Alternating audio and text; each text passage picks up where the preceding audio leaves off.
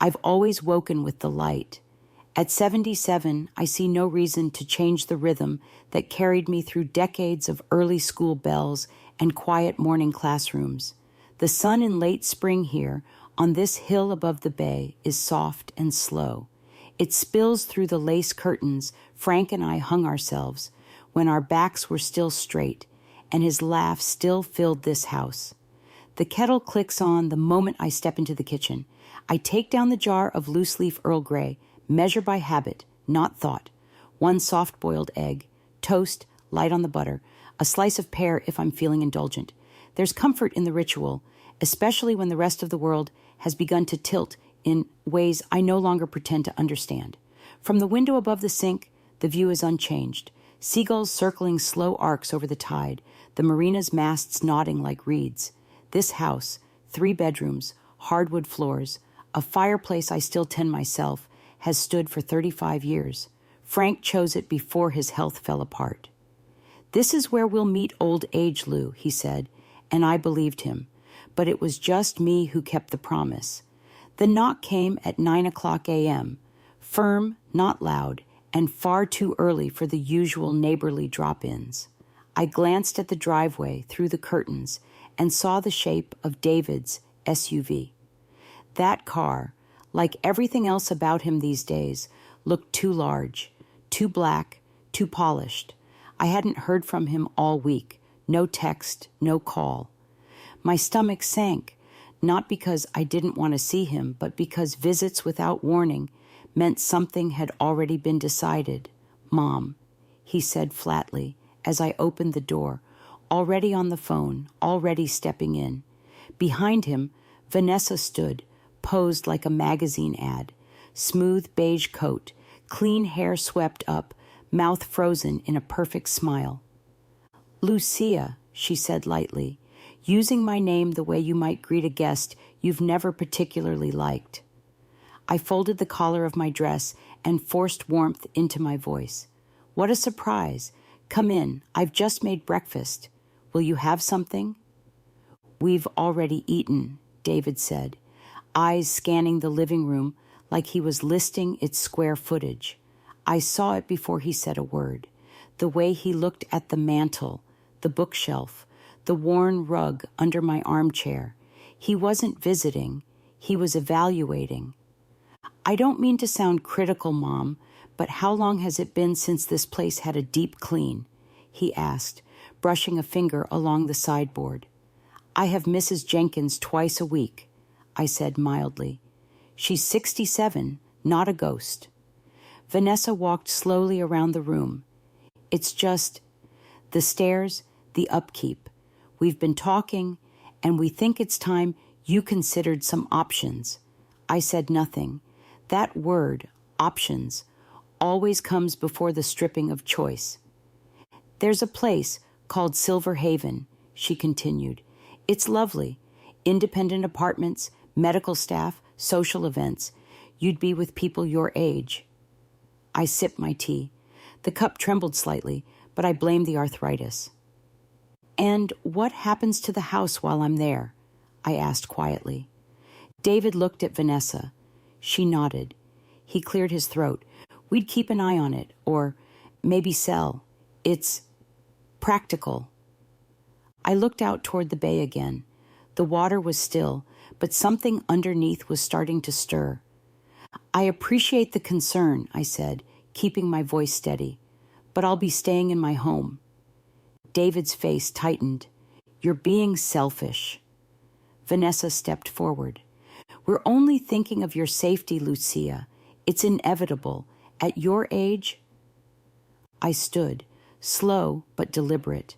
"I still remember my name, my address, and every reason you might want this house more than you want me in it." Their silence was sharp. David said they'd return in a few days.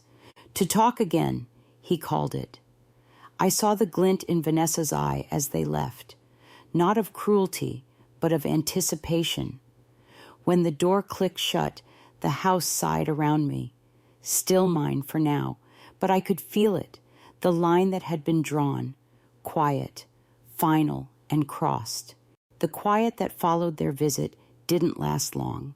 3 days later, as I was folding laundry in the sunroom, the doorbell rang again. I glanced at the clock. 11:05 a.m., not a usual hour for company. From the stained glass panel beside the door, I saw David's silhouette, slightly hunched forward like he was trying to appear patient. He wasn't alone. A shorter man in a wrinkled suit stood beside him, holding a leather case and adjusting his tie as if preparing for an interview. I opened the door slowly. "Mom," David said, his voice measured, "this is Dr. Alan Mercer. He's a neurogeriatrician." The man extended a damp hand toward me. "Just a brief consultation, Mrs. Westwood. Your son is understandably concerned." I didn't return the handshake. "I didn't ask for a consultation." "No, but he did." Dr. Mercer smiled with a kind of practiced sympathy that made my stomach tighten. I let them in. That I regret now. Not because I was afraid, but because I underestimated what was already in motion. I led them into the living room, sat in my chair, and listened as the doctor asked questions that barely concealed their intent. "How do you usually spend your day, Mrs. Westwood? What's today's date? Who is the president? Have you ever misplaced things lately, forgotten appointments, had any unusual thoughts?" "I'm 77, not 7, I replied evenly. "I forget things occasionally. That's life, not illness." David was staring at the floor, but his knee bounced slightly, a tic from childhood he never outgrew. Then Dr. Mercer closed his notebook and said something I didn't expect. "Thank you for your time. That will be enough." The visit lasted less than 15 minutes. As they left, David turned and said, "Please think seriously about the nursing home, Mom. You're making this harder than it needs to be." I didn't answer, but something cold had begun to settle in my chest. It wasn't just worry, it was a knowing. That evening, I called Ethan. "I need your eyes on something," I said. He didn't ask for details. He never did. 30 years of quiet understanding taught us how to read each other without explanation. He arrived the next day with a leather folder and a firm embrace. We sat at the kitchen table as I told him everything. When I mentioned the doctor, Ethan's brow tightened. "Mercer?" he asked. "I've heard that name." He began to dig, not with accusation, but with the careful precision I remembered from his years at the Bureau. Public records, medical board filings, private networks I didn't ask about. Within 48 hours, he'd found the first fracture, a pattern of sealed complaints against Dr. Alan Mercer. Families removed from properties, seniors quietly declared unfit, houses sold months later under new trusts. "This isn't just about you," he said. "It's a pipeline." The next morning, a courier arrived. I was served documents, official ones, naming David Westwood as my legal guardian, granted by a judge I had never met, based on a medical report I had never seen. I sat at the dining table and read every word. According to the document, I was now mentally incompetent to make legal or financial decisions. My son would now act in my best interest. I felt my hands go numb. The pages slid slightly in my grip. The words blurred, not from confusion, but from something deeper, disbelief, mixed with something sharp and bitter. It wasn't about care. It wasn't about safety. It was about control. Ethan came over within the hour. He read the documents in silence, then looked up at me. "They've already filed to sell the house," he said quietly. I nodded. "He'll come for my signature next." "Will you sign?" I met his eyes, not in the way he expects. He said nothing. He didn't need to. He simply reached for my hand and gave it a firm squeeze. From that moment on, I stopped being a mother, hoping for understanding, and started becoming a woman, reclaiming her ground. David came back sooner than I expected. He didn't call ahead. He never asked if it was a good time. He arrived with that same calculated calm, this time carrying a leather folder, and followed once again by Dr. Mercer. The moment I opened the door, he stepped in as if he already lived there, nodding at the hallway like he was confirming square footage for a future listing. They made no attempt at small talk. David placed the folder on the kitchen table and slid it toward me. "Just your signature," he said, tapping the last page, "and initials on the rest." He made it sound like a favor, something routine, like renewing a license or authorizing a package. I didn't argue.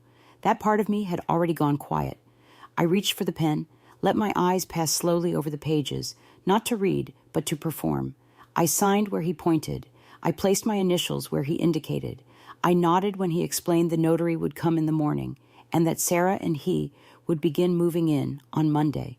He spoke with such ease, as if the matter had already resolved itself.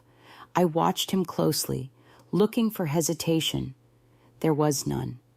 When they left, they didn't say goodbye, just a soft, "We'll see you soon." The lock turned. The house was silent again. I stayed at the table for a while, the pen still in my hand. I didn't feel fear then. What I felt was colder, a kind of clarity.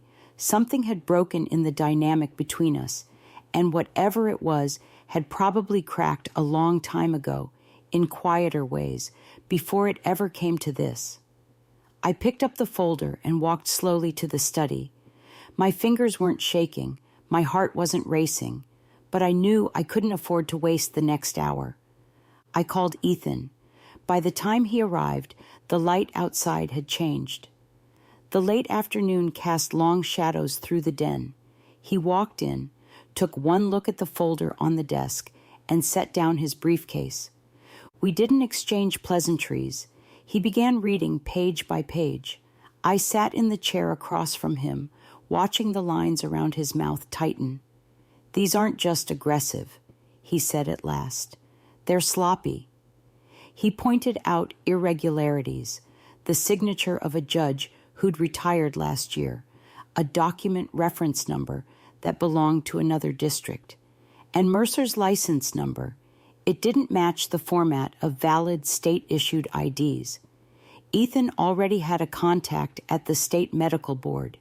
He told me they'd received prior complaints about Mercer, all sealed, most from elderly patients who'd been removed from their homes. "It's not just about you," he said. "They've done this before." That night, I didn't sleep. I sat up in the dark, listening to the house breathe. This was the place where I buried my husband, where I raised my son, where I read every morning and tended the fireplace in winter. Now, it had become a battlefield, and I wasn't allowed to appear like a soldier. I had to stay quiet, careful, and watchful. By the next morning, Ethan had drafted a plan. He contacted 2 offices, one legal, one federal. The approach wasn't loud. It wasn't theatrical, but it was fast. We didn't aim for confrontation. We aimed for collapse of the documents, the false reports, the legal foundation David had tried to build under me. I didn't pack a single box. I left my things where they'd always been. When I passed the mirror in the hallway, I barely recognized myself. Not because I looked older, but because I looked steadier.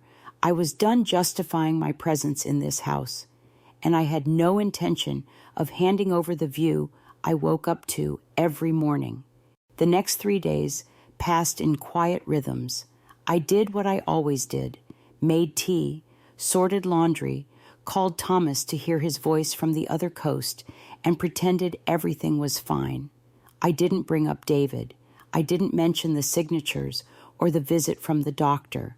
I let the calm stretch just long enough to see if it would break on its own. But peace doesn't hold when greed has momentum. Thursday morning arrived with late sun across the porch and a steady wind off the bay. I had just finished the gentle half-hour yoga I'd taught myself from a senior wellness video. When the bell rang, I was still barefoot. I stood at the window and saw David again. This time, he wasn't alone. The man beside him was stockier, dressed in a dark suit, holding a leather folder just like David had. I recognized the rhythm. When a folder appears, something is already in motion. He introduced the man as a neurologist. "Just a follow-up," he said. I didn't resist. I opened the door and led them inside. I served tea out of habit, even though I knew it was all performance now. Each word, each step. The man, Dr. Fletcher, asked the same questions as Mercer, but with a sharper edge, as if he was hoping I'd stumble. I didn't. I told him what day it was. I listed the current president. I described my morning and my medication and the name of the neighbor's cat that kept stealing herbs from my garden. When he asked about memory lapses, I told him I had misplaced my reading glasses just once because they were on my head. I saw David grow impatient.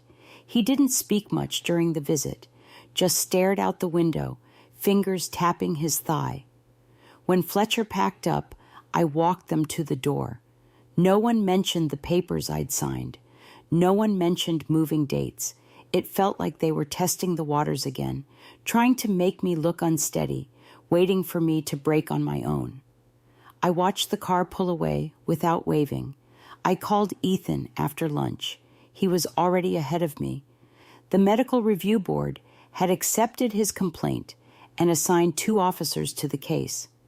They would begin quietly with Mercer and then expand to anyone whose name showed up on repeat documents. Ethan also reached a friend in the district attorney's office. We weren't filing charges, not yet, but the inquiry was logged, and I was now on record disputing the medical ruling that had placed David as my guardian. It would take time, he said, but the foundation was moving. That night, I made myself a stew from the last of the root vegetables and reread a book I hadn't touched since Frank passed. I let the silence settle around me. I wasn't afraid of it anymore. When you've been silenced long enough, you learn the difference between being quiet and being powerless. They aren't the same. One is taken, the other is chosen. The following morning, I received a call from the Office of Elder Affairs. A woman named Evelyn asked if I would be open to an informal assessment. Nothing legal, just a check-in. I said yes. She arrived that afternoon with a clipboard and calm eyes. She didn't ask invasive questions. She just listened. She walked through the house, looked at the stairs, noted the emergency alert button on my necklace, and asked if I had a support system. I said I did. She didn't press further. Before leaving, she told me she saw no reason to question my independence. If anything changes, she added, you'll be the first to know. Later that day, Ethan stopped by. He didn't bring papers this time, just bread from the bakery and his presence, steady as ever. We sat at the kitchen table and ate in near silence, both of us knowing there was little to say until the tide shifted. He told me the first warrant had been approved. Mercer's files would be seized within 48 hours. He mentioned this casually, like giving a weather report, but I felt something shift in the air when he said it. This wasn't just about stopping David anymore. It was about exposing the entire web beneath him. I nodded. Let me know when it starts. Ethan leaned back in his chair, arms crossed. It's already started, he said. They just don't know it yet. I looked around the room, the worn rugs, the creased leather chair, the bookshelf that had held our family's photographs long before it held any secrets. Nothing here had changed, but everything had begun to move, and I wasn't moving out. I was moving differently. The call came on a Tuesday morning, just after I had taken the first sip of coffee and was reaching for my knitting basket. I didn't recognize the number, but something in me knew to answer. It was the compliance unit from the state medical board. They had just concluded a preliminary audit on Dr. Mercer. The voice on the other end was calm, professional, but every word landed with weight. Mercer had been placed on immediate suspension, pending investigation. His license had shown discrepancies in over a dozen filings, mostly related to guardianship appointments, all involving elderly women, all with connections to a single legal firm. I didn't need to ask which one. I hung up the phone and sat still for a while, listening to the sound of the radiator clicking back to life. That small mechanical rhythm brought more comfort than David's voice had in years. I stood and opened the windows, letting in the late winter air, sharp but honest. I watered the plants, dusted the hallway frames, and cleared the teacups from yesterday, because even as systems began to crack, the house needed tending. By early afternoon, Ethan arrived again, this time with a thin smile and 2 pages folded neatly in his coat pocket. They weren't for court. They were letters. One from the Department of Health confirming the investigation into fraudulent capacity evaluations, and one from Adult Protective Services, acknowledging receipt of my sworn statement. "It's turning," he said, quietly, thoroughly. I said nothing, just nodded, and turned back to my garden journal, where I had just written a note about moving the roses closer to the fence this spring. I had just finished clearing out the spice rack when I heard the car door slam. Not the usual lazy thud of a neighbor's visit, but a sharp, deliberate sound. I walked to the front window and saw Sarah first. She was dressed in a tailored coat, hair pulled tight, holding her phone like a shield. David was just behind her, carrying a box under one arm. I didn't move to open the door. I waited until I heard the knock, calm and practiced. I opened it just enough. Sarah's voice came first. She said they were dropping off some of my personal items, things I might need when I settled into the new place. David didn't look at me. He set the box on the porch without stepping inside. There was no warmth in their visit, no attempt to speak of the house or the past or even the weather, just a transaction. They had come to erase me with civility. I thanked them, and they seemed satisfied with that. Before they left, Sarah said the notary would still arrive on Friday, and the moving service had been confirmed for Saturday morning. I gave no reaction, just watched them walk back to the car. David glanced once over his shoulder, but whatever he looked for, he didn't find it. I closed the door gently. Inside the box, I found only a few old books, a shawl I hadn't worn in years, and a broken frame that once held a photo of my wedding day. They had chosen what to return, as if deciding what pieces of me were still acceptable. I sat with that box for a while, not sad, just observing how small it all felt now. That evening, I called Ethan. He listened as I described the visit and said little in return. Then, as if he had been waiting for this moment, he told me the clerk's office had quietly begun to review recent guardianship filings, starting with mine. The request for reassessment had been granted under sealed review. No formal notice would be issued to David, not yet. The silence after that was full of weight. It was not relief, not yet victory, but something slower, something earned. I walked to the den and pulled the heavy curtains aside. The garden was still asleep under the winter soil, but I could already see the shape of where the roses would return. The ground remembers, even when people forget. Friday arrived the way certain days do, when something final is supposed to happen. Still air, nothing out of place. The kind of morning where even the wind seems to pause, as if waiting for something to unfold. I spent the early hours wiping down the kitchen counters, checking the tea tins, lining up the chairs in the den like I always did before guests. But there were no guests, only a notary who never rang the bell. I waited until noon, then until 3, still nothing. Around 4, Ethan called. His voice was low, but I heard something beneath it, reluctance, maybe hesitation. He told me the notary had been delayed because the county clerk's office had placed an internal hold on all transfers of property involving medical guardianship filings. A state-level injunction was quietly rolling through the paperwork. David didn't know yet. No one had told him. The system that gave him power had simply stopped answering the door. By 6, I saw headlights at the end of the drive. David again, alone this time. No Sarah, no doctor. He stepped out with a folder under his arm and walked up without knocking. I opened the door and leaned lightly against the frame, giving him no more space than necessary. He looked at me as if I were the one trespassing. He said the notary had missed the appointment, but would come tomorrow morning instead. He said the truck was still booked, that Sarah had started packing at their place. He spoke quickly, like someone trying to keep a story intact while the edges frayed. I didn't answer. I didn't stop him. I just let the silence stretch until he asked if I had packed anything. I told him I hadn't moved anything yet. That seemed to catch him.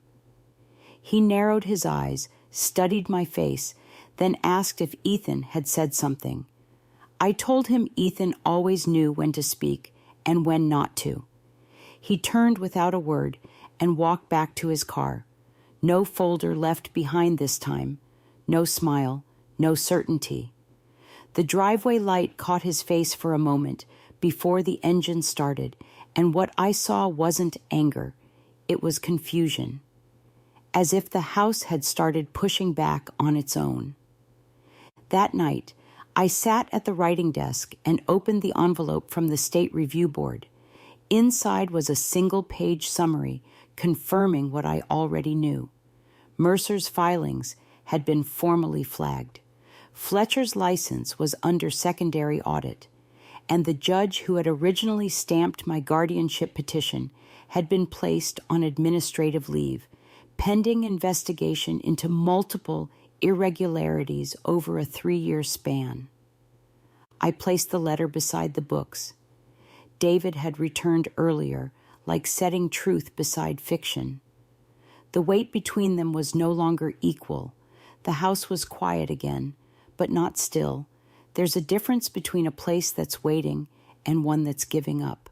Mine had never given up, not even when they tried to turn its rooms against me. Saturday came like any other morning, with the gulls circling above the bay and the light cutting through the curtain seam, just enough to touch the wood of the hallway floor. I brewed my coffee slower that day. I let the water sit longer, the steam rise fuller. There was no rush. The moving truck was scheduled for 9, but the house didn't carry the weight of departure. No linen bags lined the walls. No tape guns clicked in corners. No boxes blocked the entryway. The silence was intact, and I intended to keep it that way. At 8:53, the truck rolled into the driveway. I saw 2 young men step out, glancing at their phones, checking an address. One of them looked up at the front door, then back at his clipboard. A third man stepped down from the cab, older, with a company badge. He rang the bell. I opened it without ceremony. He introduced himself, said they were here to begin the move for Mrs. Camilla Duncan, now under care of her son. I asked to see the order. He handed it over. The top line had my name. The bottom line had a signature that wasn't mine. I looked up and asked if he could confirm who had submitted the order. He hesitated, said the request came through a third-party legal proxy. I nodded slowly, handed the form back, and asked if he'd mind waiting 5 minutes while I called my attorney. He didn't argue. He had the look of someone who had seen odd things before. Ethan arrived within the hour, faster than I expected. He didn't greet anyone, just took the clipboard, read the form, and pulled a folded paper from his jacket. It was the injunction, now official, stamped, and enforceable. He read the clause aloud that prevented removal or transfer of any belongings or assets tied to my residence pending outcome of the guardianship investigation. The driver blinked, then turned to his men and motioned them back toward the truck. David arrived 20 minutes later. He didn't knock, just walked in with Sarah trailing behind him, voice already raised. She asked why the boxes weren't ready, why the movers were leaving, why Ethan was in her future kitchen. I didn't say a word. I sat at the kitchen table, hands around my cup, watching the 3 of them blur into static. Ethan handed David the official order. The room quieted. Sarah looked from the paper to me, then to David, then back again. Her face changed, not to shame, but calculation. She asked if we intended to drag this out publicly. Ethan replied without flinch. He said, everything was already in the record. There was no dragging, only unfolding. They left without another word. No furniture was moved. No photos were taken off the wall. No china wrapped. When the door closed, it felt different, final somehow. Not like an argument had ended, but like the story had shifted narrators. I stayed at the table for a while, let the afternoon light fall in patches across the floor. Somewhere beneath the quiet, the sound of something unraveling had begun. Not loud, but steady. The day the final ruling was published, the house felt unusually still. Not heavy, not waiting, just aware. There's a certain kind of quiet that only arrives when something long-stretched finally folds. I sat in the sunroom with my ledger open, pretending to review last season's plantings, but really just listening to the soft whir of the ceiling fan and the faint tapping of birds against the feeder. The judgment had been issued the night before. Ethan had emailed the PDF early, but I hadn't opened it yet. I didn't need to. The language wouldn't surprise me. The sequence of events had played out exactly as truth usually does. Slow, firm, and without spectacle. Later that afternoon, he dropped by in person. He didn't bring papers this time, just a brown bag of seed packets and a folded note with a single sentence. All future guardianship petitions involving Mercer's certification are under investigation. That was the first domino. The state medical board had voted unanimously to revoke his license. Fletcher's firm was now under review for procedural violations in at least 11 other cases. The court had quietly flagged all judge-signed capacity orders issued during the same 6-week span, citing irregular approval times. The system that had almost erased me had turned back on itself. I didn't react. I asked instead if he thought David knew. Ethan nodded. Apparently, Sarah had contacted the court clerk twice, asking whether the house title could still be challenged under marital consolidation claims. The answer was simple. No, not when the transfer had never lawfully occurred. Not when the guardianship had been invalidated at its root. I poured us both tea and sat near the windows, where the light touched the corners of the dining room I'd once thought I might lose. For years, I'd kept one box of old photographs locked away, thinking that if I ever had to leave, I'd take it first. That box was still there, untouched. But now, it didn't feel like a rescue plan. It felt like something that had waited with me, not for departure, but for a return. There were no news stories, no public reckoning, just emails exchanged between agencies, filings updated, licenses revoked. I wasn't named in any of them, and I didn't need to be. Those papers had never been about me, not really. They were about a process that assumed it could move faster than a life well lived. That evening, I stood by the back porch and watched the light go long.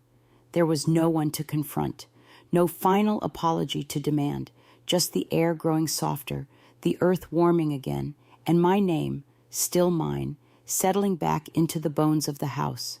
In the weeks that followed, nothing dramatic happened. No lawyers knocked, no second truck came, but the absence itself became its own kind of echo. The house no longer felt watched. The phone barely rang, and even the neighborhood, once so curious, fell into a quiet I hadn't known in years. What had begun as a silent theft had ended in a silence of return, but one that belonged to me this time. Ethan forwarded me an internal notice from the Department of Adult Services. It was a short memo addressed to case managers and intake officers.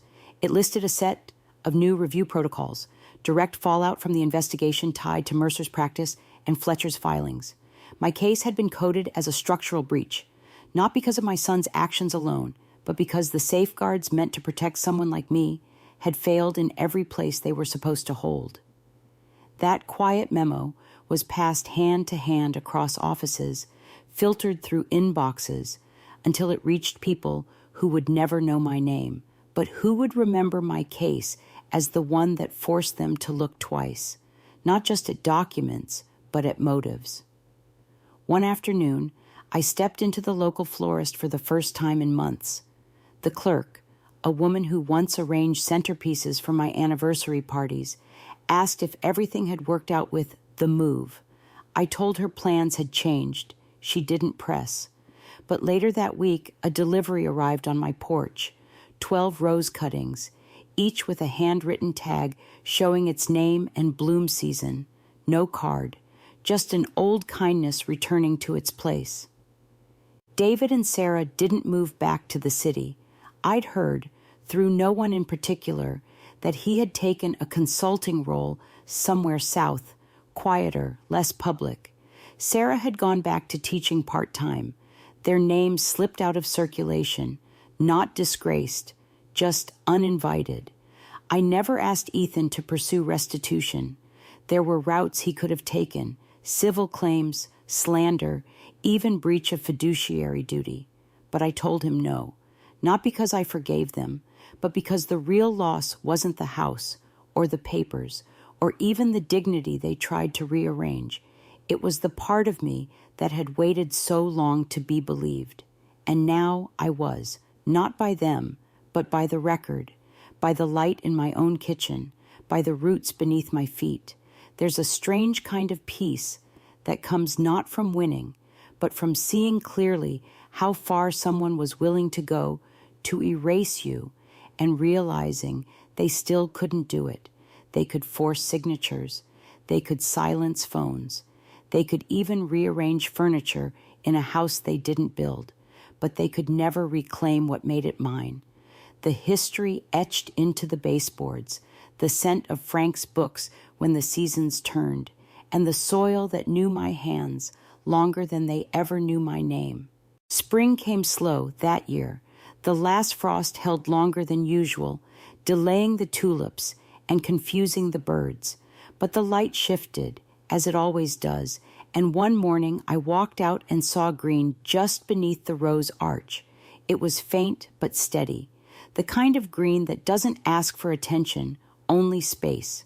I spent more time in the back garden that month.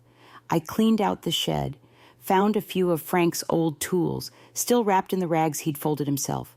I ran my fingers along the wooden handles, soft from time, not use. The hose was brittle, so I replaced it. The gate latch stuck, so I oiled it. No one helped, and no one offered. That, too, was its own kind of gift. One morning, while trimming the lemon balm by the fence, I found a paper tucked into the roots, old, folded so many times the creases had worn through. It was a copy of a school assignment, David's handwriting, 2nd grade, full of reversed letters and heavy pencil marks. At the top, in all caps, he'd written, "My mom builds things." I held that page in my lap for a long time. I remembered that day. He had brought it home with pride. I had pinned it on the fridge for weeks, not because of what he said, but because of how certain he had been. I didn't cry. I didn't even sigh, just folded it again and placed it back where I found it. The house could keep it now. Some legacies don't get handed down. They stay rooted in walls, in porch beams, in cracked paint that only the person who lived it would recognize. There's no will for that, no clause, no contest. The neighbors asked once, gently, whether I'd ever sell the place. I told them it wasn't the kind of house you give away in pieces. They smiled. They didn't ask again. I started baking again, not because anyone was coming, but because I missed the smell of cinnamon moving through the halls. I opened the windows on warm days, let the curtains breathe. The air had softened somehow, as if the rooms had let go of something they'd been holding too long. Some nights I sat in the hallway with a book in my lap, the lights off, just the sound of the clock clicking through.